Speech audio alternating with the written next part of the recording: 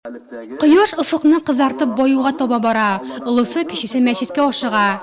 Бүген Фома авылы мәхәлләсендә күмәк ифтар мәҗлесе. Балалар мәчет ишеге алдында уйнаган арада өлкәннәр эшкә үтә. Ифтарга кадәр әле вакыт бар. Шуңа да хәзрәтнең үтемле вәгазьләре бик урынлы. Elhamdülillah, indi bu yıl bizning eng uzun kunlarga to'g'ri keldi. Urazda avuz ochtiruv bizning 9-yartılarda gana bo'lamanak. Şulay buluna qaramasdan, elhamdülillah, Müslüman kardeşlerimiz indi şuşa ulu əcir savablarından işlənib qalırga tırışarlar. Küp günə yerlərdə avuz açtırırlar bara, küp günə məscidlərdə. Peyğəmbərimiz Muhammed sallallahu aleyhi və səlləm aytdı bir hadisində kimdə kim birər urazat tutuşunu Allah rızalığı için avuz açtırsa, iftar kıldırsa, mən şuşa urazat tutan qədər əcir savabqa erişirdi. Hem de indi urazat tutuşuda bundaki urazasının əcir savabı kemməzdi. Золның икенче ягында мул итеп әзерләнгән табыннар артында хатын-кызлар тыныч кына ифтарны көтә. Тәндә хәлсезлек сизелсә дә рәхәт, кешеләрнең йөзләрендә нур. Ураза сабырлыкның яртысы, һәр нәрсәнең зәкате бар. Тәннең зәкате ураза дигән Пәйгамбәрбез Мөхәммәд саллаллаһу алейхи ва сәллям үзенең бер хадисендә. Миңа инде хәзер 68 яшь. Хәзер инде үземне белгәннән бирле дип әйтәлем, где-то 15-16 яшьләреннән бирле ураза тотабыз.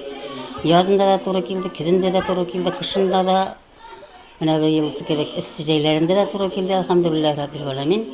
Аллаһ Тәала хәерле ярдәмнәрен бирде. Әлдә билеп килә. Бу яшьтә булсак та бер дә авырлыгын тимибез. Рәхмәт, Аллаһ Тәгаланың рәхмәт иткәненә.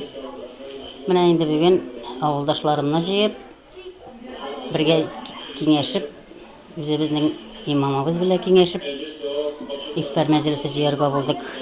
Менә шушы мәчетебез эченә инде күпме кеше килә ала, шушы кешеләрне чакырдык.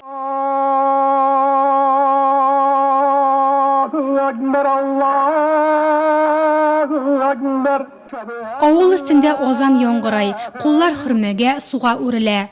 Аллаһ ризалыгы өчен көне буе ач торган мөселманнар авыз ача. Менә ул иң кадерле мизгелләр. Ләкин табынга утырганчы башта ахшам намазы. Ир-атлар, хатын-кызлар тигез сафларга тезелеп гыйбадәт кыла.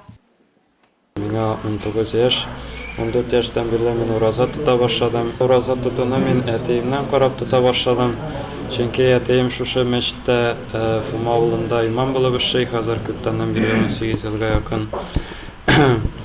Шуның белән бергә ураза тоту минем өчен шушы эчемдәге организмымны сәламәтләндерү өчен дә дөресен әйткәндә бик яхшы булып тора.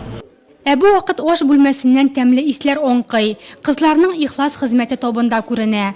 Койнар шулпа, ит белән бәрәңге, камыр ризыклары, хуш исле чәй, җиләк-җимеш төрлесеннән әзерләнгән. Ир-атлар, хатын-кызлар өчен өстәл аерым. Өлкәннәрдән соң табынга балалар утыра. Ифтар тамамланса да, ир-атлар өйләренә ашыкмый, тәравих намазына кала. Алда Рамазанның соңгы 10 көнлеге җәһәннәм утыннан котылу көннәре.